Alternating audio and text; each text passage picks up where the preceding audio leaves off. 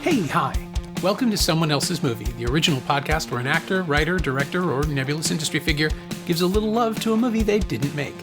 I'm Norm Wilner, senior film writer for Now Magazine, and this is the other thing I do.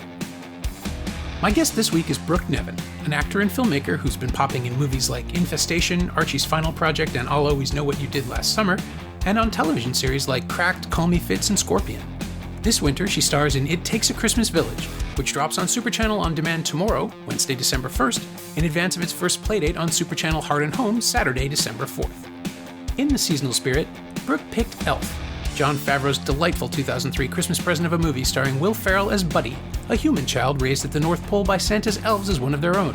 But now he's a big grown man, and it's time for Buddy to return to his own people, tracking down his long-lost father Walter to New York City, which, isn't exactly known for good cheer. But this is a holiday movie. Hearts will be warmed, old wounds healed, love will blossom, and a lot of sugar will be consumed before it's over. Like, a lot of sugar. This is Someone Else's Movie. Well, when you gave the parameters of choosing a favorite Christmas movie, I have to say it was a toss-up between Elf and Scrooge, but I wanted to lean into just the wonderment and enchantment that is Elf, because every time I watch it, it puts a smile on my face. And I remember very vividly when I saw the movie in theaters, and it was shortly after I had made the move to Los Angeles. So I saw it in a cinema just off of the 3rd Street Promenade. And I just remember being so enchanted by the film and moved to tears by, the closet-meter bursting ending. The spirit of Christmas is so well and alive in this movie. And so I thought, what better way to, kick off the season than talking about Elf? Yeah, it is just such a candy-coated pleasure, right? Like I am probably the last person who would like it. Okay. I saw it in my mid-30s and cynical, just not a holiday guy generally. Yep. And yeah, when James Caan starts singing at the end, it's just like, okay, this is good. But even before that, I was on board the Rankin Bass animation in the North Pole, and just the sheer goodwill of it. There is something so pure about Will Ferrell's performance and the sort of enthusiasm that he infects everybody with. His commitment is infallible to the character. And when you see him moving through New York and, mixed with footage of real hard-nosed, cynical New Yorkers, like doing double takes, watching him, hopscotch across the street or eating gum off of a subway railing. It's done with such commitment, such joie de vivre, and this pure innocence that you can really only equate to a mindset of a child. And he is so good at that. And he is such a huge threatening presence that it also is funny to just watch him charge at people over and over again. Because he's, and on like the 6th or 7th time I watched the movie, I realized that he's heedless of his own size because of his time in the North Pole, right? Like there's a reason for it that's baked in. That Buddy has always been too big and just hasn't thought about it in 20 years. And somehow like there's a vein of sadness and weird tragedy that just floats away instantly because I think it also scratches at the reason why we watch movies, or just sort of our existential, quandary as human beings, as being thrust into the world. I mean, we don't have a choice as humans where we grow up, which family we're born to, or, maybe even which school we attend or city we end up in. And so here's Buddy who, ended up in the North Pole, and it kind of speaks to, the oldest story of time, like the ugly duckling, or, trying to fit in somewhere and feeling like, where do you belong in the world, and finding your place. But it's done with such a unabashed sense of like self, of this authenticity of like just leaning into joy and being unapologetic about who he is and what he likes. Yeah. Yeah. And yeah, I mean, it's amazing he has teeth, but other than that, like there's, and that's still fantasy. That doesn't really matter. But I was really surprised to see just how layered it is for a storybook kind of narrative, for stuff where we're constantly asked to wave off a bunch of concerns because, it's a Christmas movie and it doesn't really matter. There are moments where it's just allowed to be human, like Mary Steenburgen's performance of someone who is just completely unprepared for any of this, but willing to, like, it's a cliche, but she sees the best in everybody. She's just there she's not just there to be the sounding board for Walter, for Caan. She's there to move the story forward on an emotional level every time. Like every time she enters the frame, she's rebalancing something or smoothing something out or I feel connecting like people. Her pure acceptance of Buddy is sort of, it kind of normalizes him in a way. Like he becomes less of a misfit in her eyes because she can see the value that his presence brings into the family or his way of looking at the world. And isn't somehow bothered by some of the more like the fact that he just destroys their living room. Yeah. Like he made a rocking horse out of their console. Like that's okay. But the fact that act of creativity or like that offering of like, look, I made this for you is somehow more important than the fact that he just, destroys their New York apartment. I kind of love that. And she's so believable in the role too. It's such a great counterpoint to James Caan.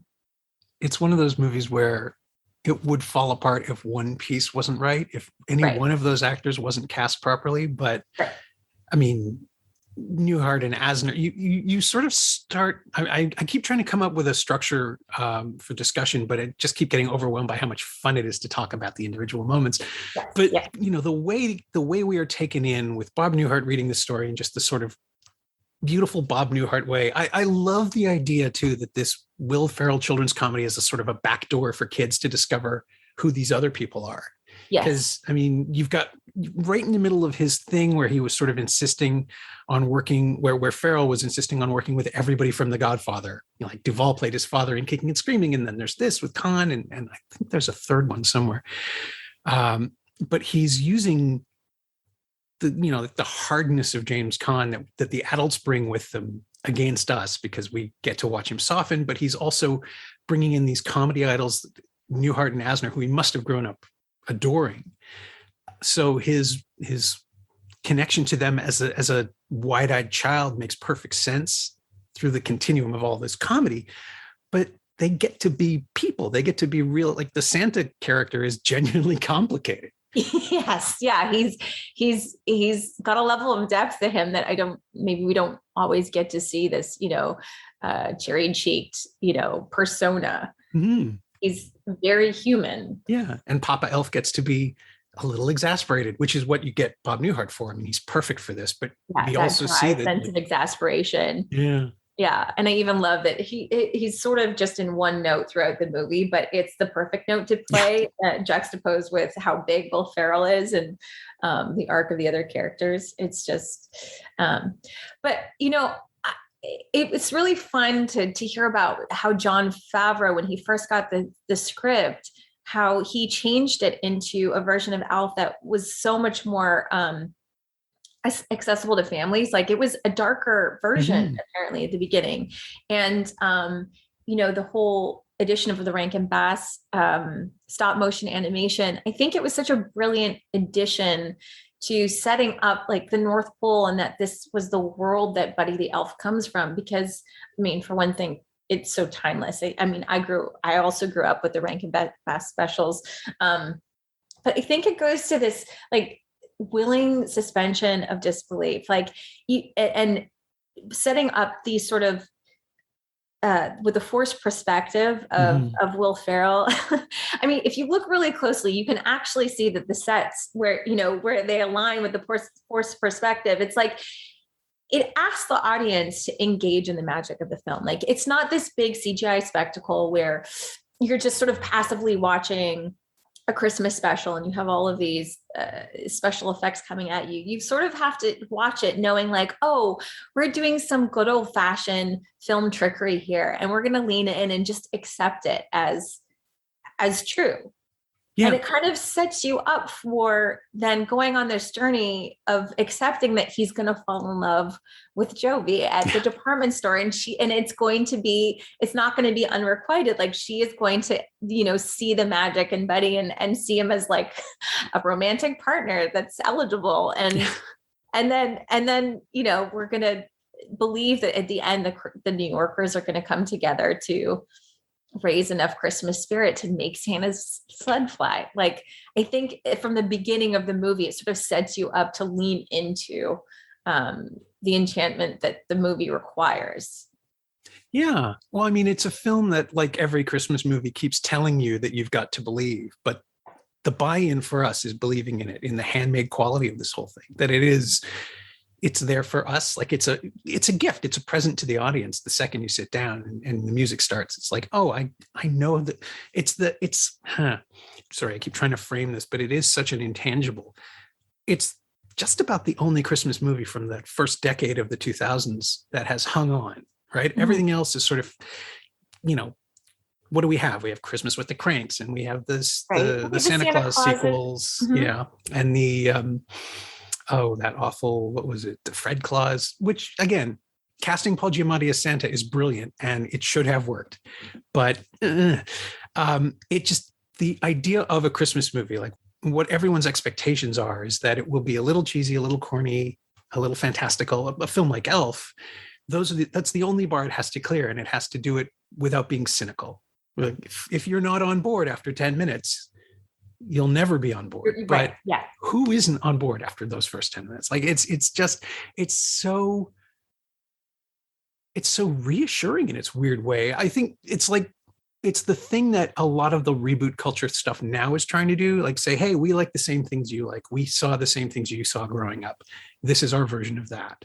And Favreau somehow, like, coming from Swingers and Made and films that are nowhere near as gentle or as welcoming, like his earlier work was really, like, Swingers is an incredibly angry film underneath all the comedy. It's about somebody who thinks he's never going to get a shot, so he's built it for himself. And then again, like, he must be amazing in the room to pitch this and be handed it by New Line, in which, I mean, they were rich in money and opportunity after the first Lord of the Rings film. They could do anything they wanted, and they trusted him with this very silly children's property, even though it started out, I think it was it originally a Jim Carrey darker property, or is that just I've heard that Jim Carrey was originally, or that Chris Farley was a potential for Buddy, and it would have been, I mean, in each case it would have been a completely different movie. I think, I think Jim Carrey might have approximated some of Will Ferrell's, like, just leaning into the wide-eyed innocence of it all. But there's a bite. There's something about Jim Carrey where, I mean, that's why he's so great as a Grinch. Yeah. He would have been terrifying as Buddy. Like, when he charges at people, they would run away. They would have run away. Yeah, there wouldn't have been this acceptance of,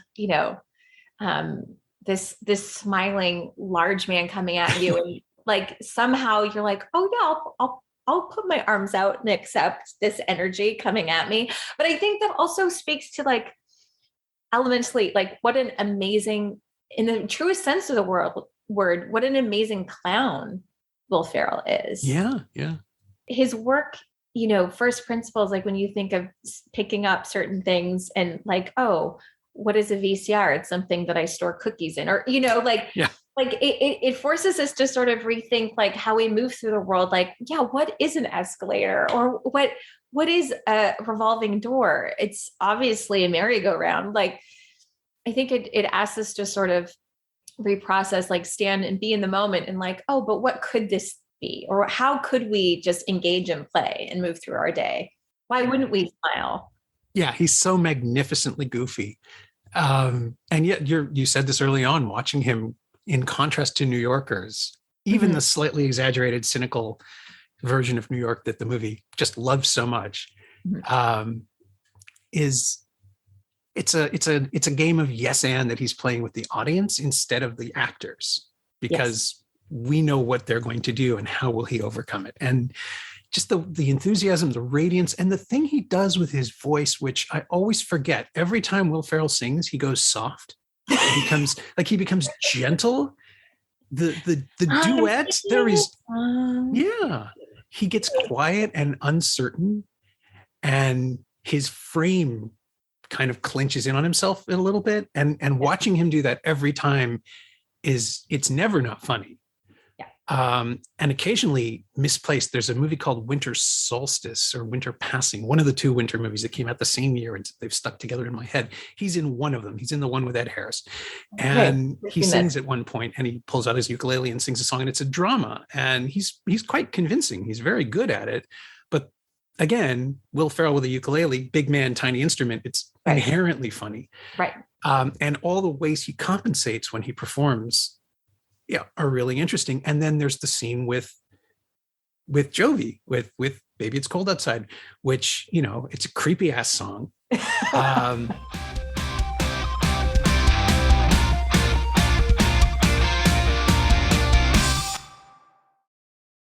The moment is incredibly inappropriate. Yes. And somehow the harmonies make it okay.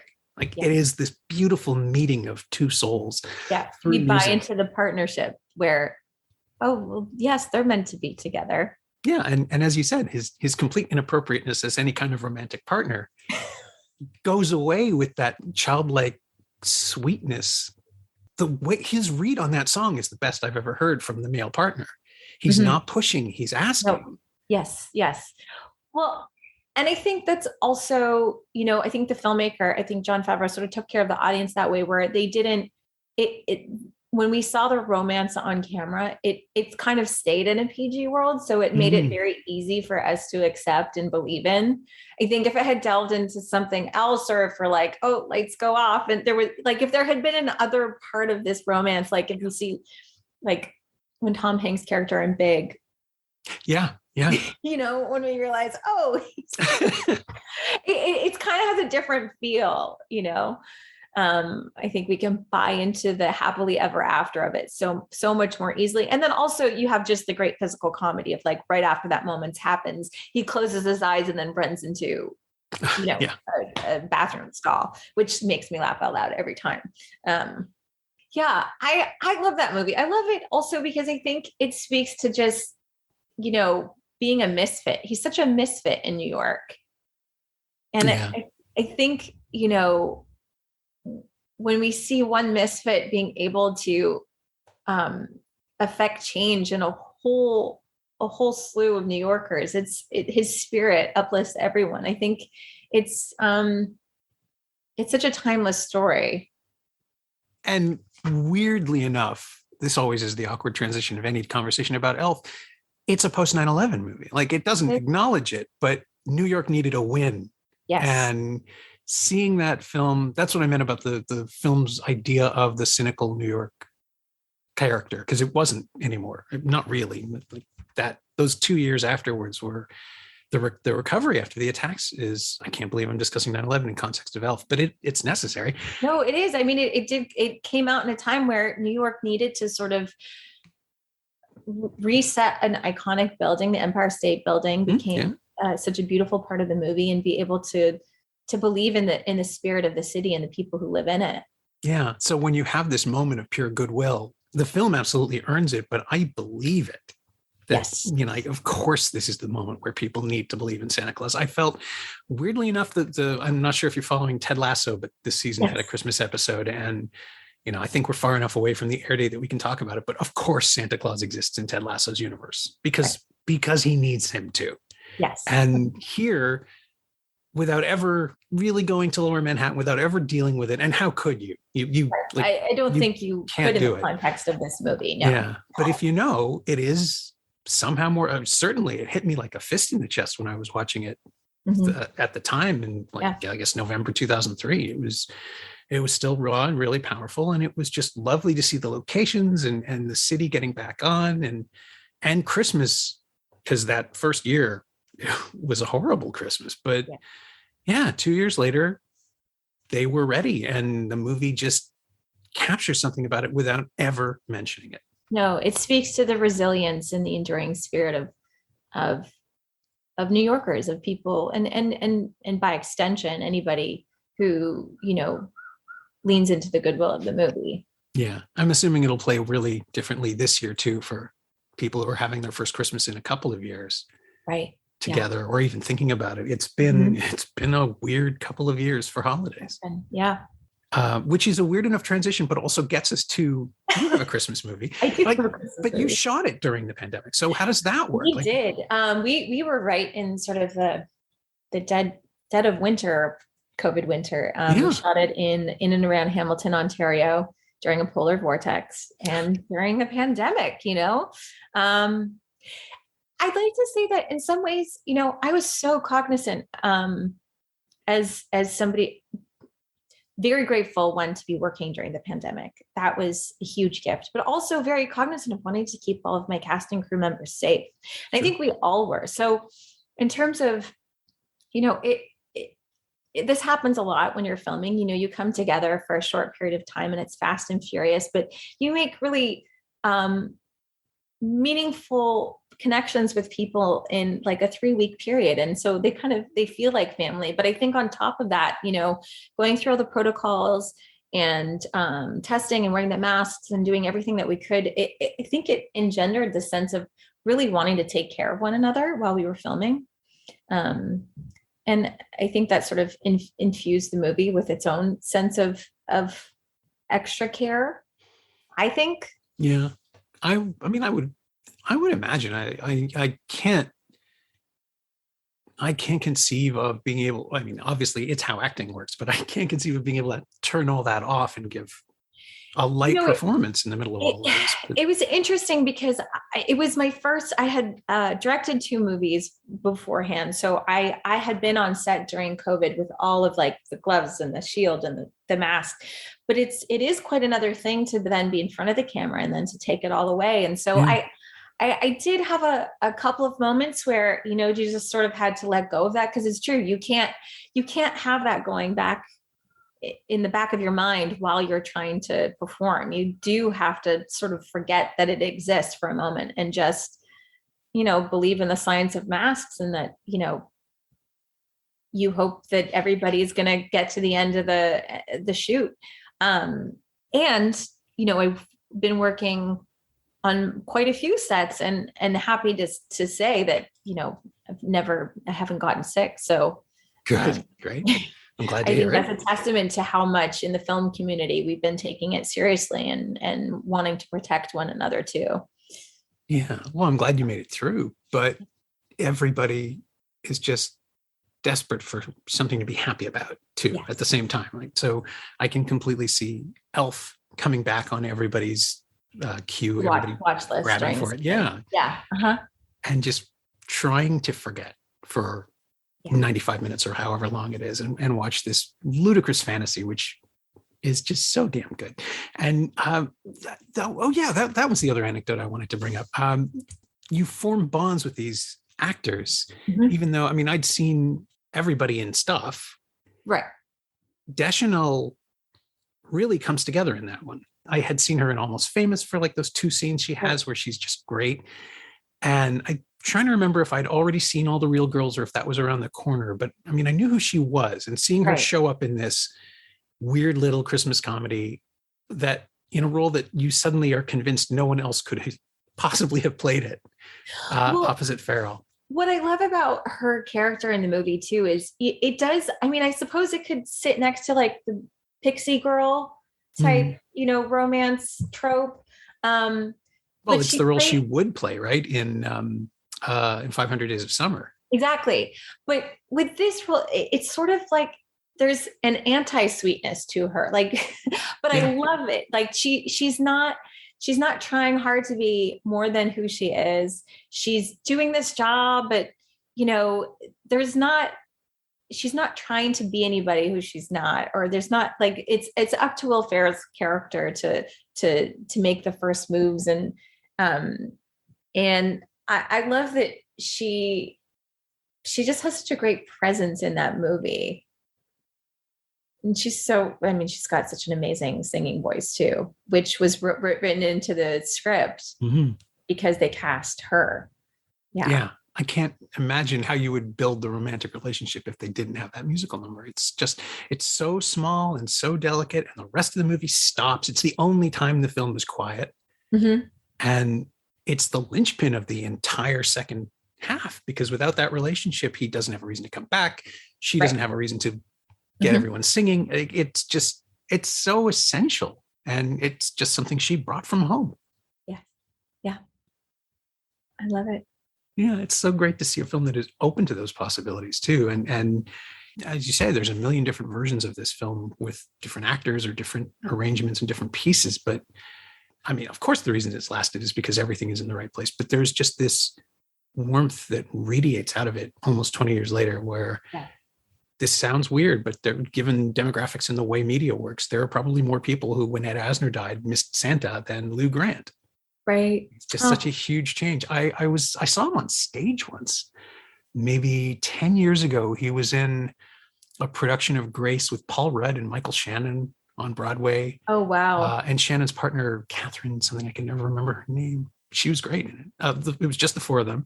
Yeah. And we saw it, my wife and I were in New York over Thanksgiving that year, and we went and saw it. And everybody got, that thing that's corroded all theater, where when a famous person steps out on the stage for the first time, everybody applauds because they're excited. Right. Yeah. There's the role distance where it's like, oh, we're seeing the actor come out on stage instead of. Yeah. They can't help it. He's right there in person. How can you not? Yeah. But Rudd got applause. Shannon got applause. Asner stopped the show. Yeah. He's not supposed to. He plays an exterminator who's a retiree it's this really dark story told in reverse about a man who moves down to Florida and becomes sort of rabidly fundamentalist and glums onto something and ends up killing 3 people. And Asner's there as a Holocaust survivor who's supposed to put all the religion into perspective. And it was a terrific performance, very small, very focused. But that was Santa. And people lost their shit. What an amazing career. I mean, for it to culminate in, your crowning achievement playing Santa Claus. Yeah, a bunch of times. I think he did it on Murdoch Mysteries a couple of times too up here. Oh, really? Yeah, they loved him. They were very very lucky to have him for their Christmas episodes, and they really started to lean into it. Yeah. But he has such warmth and such presence, and yeah, again, it's one of those things where it's like, oh, who else would you cast? Right. This legendary grump as Santa. They feel obvious once you see everybody inhabit the role, because it seems impossible that anyone else could have played those characters. And at the time, Will Ferrell wasn't like, it's amazing. Now we think, of course, he played that character, but of course, this was just shortly after Old School came out, and he wasn't the bona fide sort of marquee movie star that he is now, or that he was throughout the early aughts, Yeah. People were still trying to figure out how to package him. Yeah. And I think he had the right instincts. He always knew which roles he should play. Yeah. And you can always tell when he's pushed outside of it. Mm-hmm. And this is just one of those things where apparently there was supposed to be a sequel, but it fell apart because no one really thought it would work, and no one ever talked about the specifics of it. It's all hinted at here and there. But I think on some level, he's successful enough that he doesn't need one, which is the real hook, right? Sure. But also that story is over. It's perfect. There's nowhere to go. Yeah, I think it was sort of a gift to the audiences to protect that character, where it's like we already bottled magic. That's been done. So to chase after a redo for some sort of, economic gain or some box office mojo, it wouldn't have felt the same way, because it really was this perfect incarnation at the right time. Yeah, it's the Christmas movie we needed. Yeah, that we didn't even know that we wanted. Yeah, and it still kind of is, because I haven't watched it yet this year, which means I'm going to have to get back to it. But it's just so nice. Yeah, how can you not? Yeah. The final question on the podcast is what, if anything, of this film have you lifted or borrowed or referenced or outright stolen in your own work? It's a tough one because it's so specific, but you have the Christmas hook. So was there ever a moment where you thought, what would Zooey Deschanel do, or what would Will Ferrell do in this? Well, I think it's kind of like an ethos or a way to move through the world. And as an actor, you're always trying to figure out what the game of a scene is. There's so many games that are played in the movie. But committing so wholly to the circumstances, like, for instance, when you see Will Ferrell with Peter Dinklage in that moment, we didn't even talk about that, but they're committed so entirely to the circumstances of that scene. And, Peter Dinklage is playing that scene for the drama that it is. He's not playing the comedy of it at all. And that's what makes that so funny, is the juxtaposition of these two characters coming at each other, some with such innocence. And there's not a mean bone in Buddy's, body, but, he's so insulting to Peter Dinklage's character and just keeps pushing the button. And, I think it is, if you take anything away from the movie, especially in performances, that, what is the game of the scene, and just commit to it wholly. Where is there a moment to play? Because that's what we all sign up to do. That's why, we buy tickets as audience goers, is to go see actors play. The play is the thing. My thanks to Brooke Nevin, whose new movie It Takes a Christmas Village hits Super Channel on demand tomorrow, Wednesday, December 1st, and premieres on Super Channel Heart and Home Saturday, December 4th. You can also see Brooke this holiday season in the Hallmark Channel's Crashing Through the Snow, where she co-stars with friend of the show, Christian Brun. Thanks also to Jessica Schulman. She knows what she did. You can find Brooke on Twitter at Brooke Nevin, all one word, and you can find Elf on Blu-ray and DVD from Warner Home Entertainment. It's also streaming on Crave in Canada and HBO Max in the US, and available to buy and rent on VOD pretty much everywhere. As always, you can find me on Twitter at Norm Wilner and elsewhere on the internet at nowtoronto.com, where I host the Now What podcast every Friday and write far too many words about movies and television. And you can find this podcast on Twitter at Semcast, S-E-M-Cast, and pretty much wherever you get your podcasts. Our theme song is by The Last Year. If you like it, or the show in general, please say so. Leave a review wherever you've been enjoying us. Every little bit helps. It truly does. And check out the other shows on the Frequency Podcast Network while you're there. Watch movies, stay safe, wear a mask if you go out, get your shot already. Don't eat too much candy. I'll see you next time.